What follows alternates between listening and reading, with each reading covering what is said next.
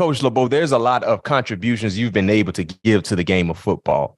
But one thing that I always look at you in regards to the contributions, quote unquote, the fire zone concepts.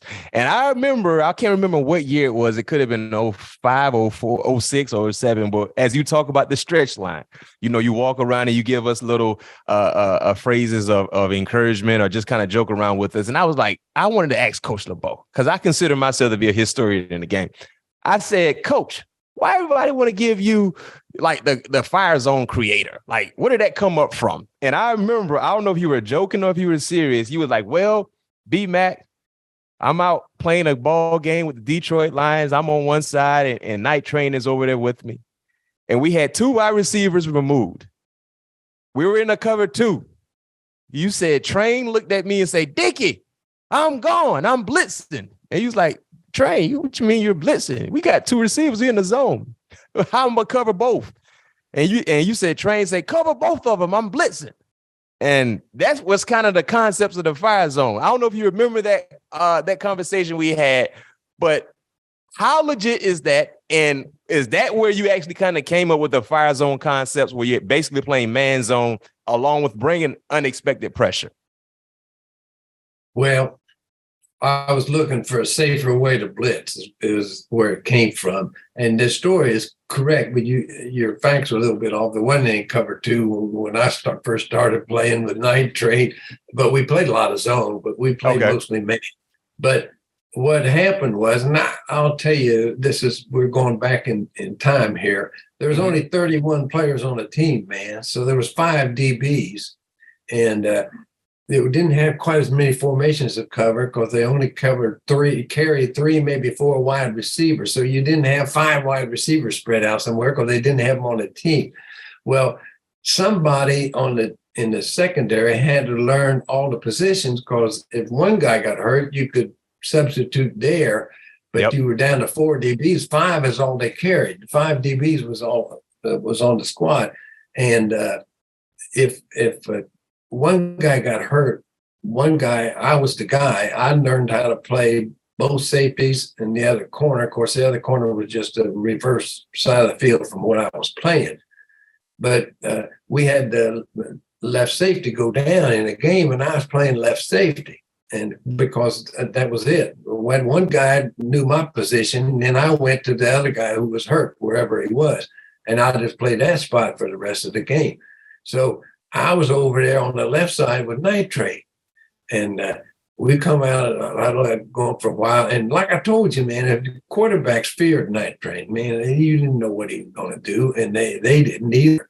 And Train, we're going back to the huddle, and Night Train says, hey, Diggy Bird's what they called me. He said, Diggy Bird. He said, quarterback ain't even looking over here. He said, I'm going to blitz. And he said, watch my guy for me. I said, well, hold on here, Night Train. I can't be watching your guy.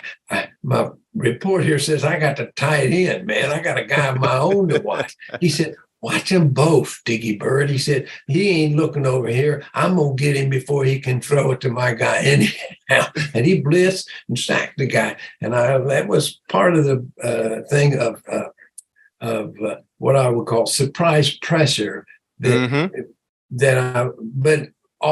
How many incidents like that in playing for 14 years that added to my philosophical thoughts on defense. But again, for the final thing, I really started to tinker around with zone concepts in behind pressure was all the study that I did on stats. And I broke down every defense and every play that we ran, and the yards gained per run and the yards gained per pass against it. And traditionally, over the years, pressure defenses had the best numbers, particularly in interceptions, turnovers, sacks, things like that. And I said, man, those are the plays that can win for defenses and help contribute to the win for the football team.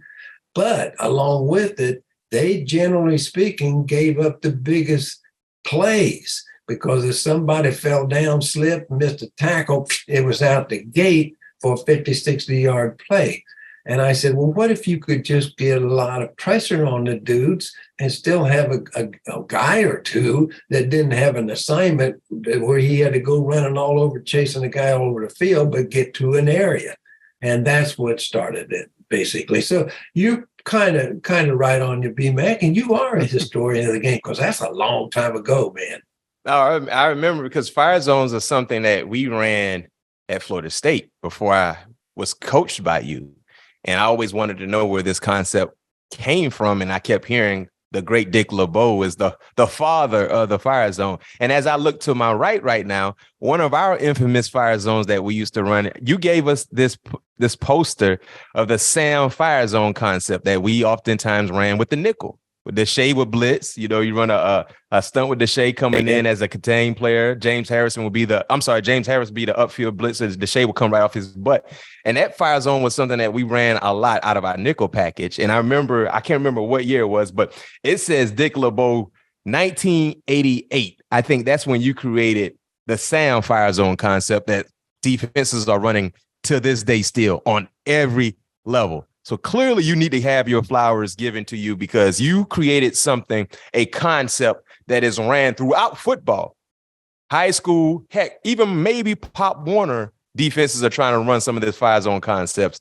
And you were the mastermind. And I'll tell you this for our listeners and viewers, Coach LeBeau playbook in regards to pressures. Oh my goodness. It was a thing of beauty. If you really love football and dialing up some nice plays, Coach LeBeau was the mastermind in doing so.